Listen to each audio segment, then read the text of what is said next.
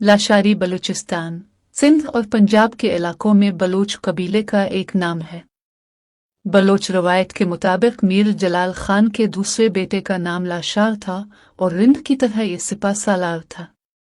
मीर जलाल खान के मरने के बाद जब रिंद और लाशार बाप की तदफीन में मसरफ थे, होत की मां ने मौका से फ़ायदा उठाया और किले के दरवाजे बंद कर दिए और होत की बाज़िब्ताहा बादशाही का ऐलान कर दिया, जिस पर रिंद और लाशार ने लड़ना मुनासिब नहीं समझा कि सौतेली मां और भाई से जंग की जाए।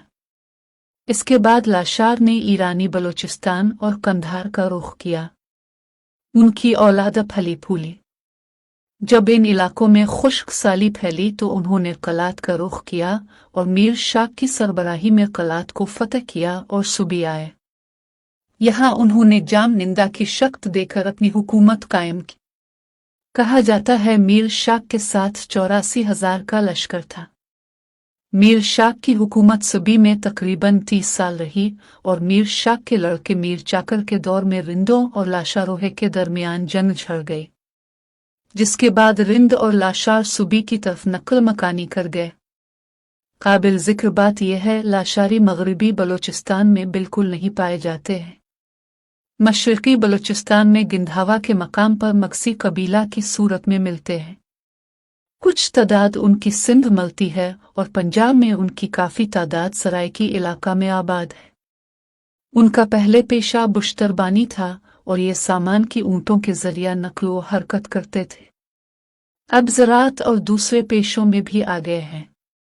रवायत के मुताबिक लाशारी मकरान से कंधार जाब से और वहाँ से सूबी आए। कहा जाता है कि ईरानी बलूचिस्तान के इलाका लाशार की वजह से उनका नाम लाशारी पड़ा।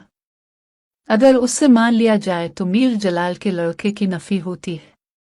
बलूचिस्तान में रिंद जो एक कबीले की सूरत में मुत्तहिद हो चुके थे, उनका मशरकी बलूचिस्तान में आना पसंद नहीं किया। इसके खिलाफ उन्होंने मुज़ाहमत की और बाबर के हमलों के बाद ये पंजाब और सिंध में फैल गए।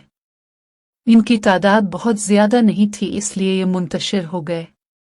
रिंद और लाशार की 30 साला जंग सिंध और बलूचिस्तान के खित्ते में एक तारीखी जंग हो गुजरी है।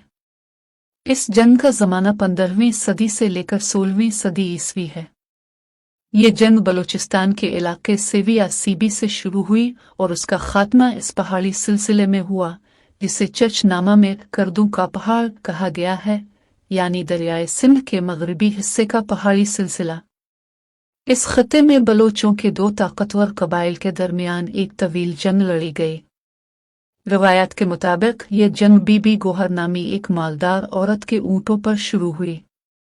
बीबी गोहर एक मालदार औरत थी जिसके पास ऊँट और बकरियां एजारोहे की तादाद में थीं।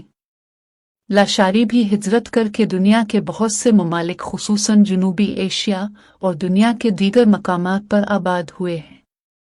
तकरीबन 1500 में सरदार मीर चाकर रिंद के दौर हुकूमत में एक अजीम बलूच सल्तनत कायम हुई, जो बाद में दो भाइयों कबाइल लाशारी और रिंद के दरमियान खाना जंगी की वजह से तबाह हो गए।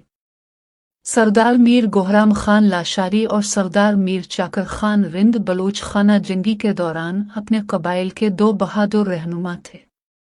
इस जंग के बाद लाशारी और रिंद कबीला ज़्यादातर सिंध, पंजाब और शुमाल मगरबी सरहदी सूबे में आबाद हुए। सूबा सरहद और डेरा गाजी खान में डेरा इस्माइल खान, इसके अलावा थल सहराई वगैरह में, ख़ास तौर पर ज़िला में सूबा सिंध और ज़िला घुटकी जैकब आबाद।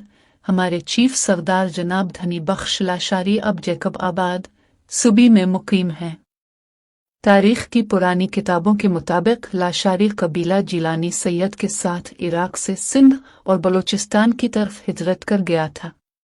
लाशारोहे का नाम जिलानी सैयद ने नानगरीजो रखा।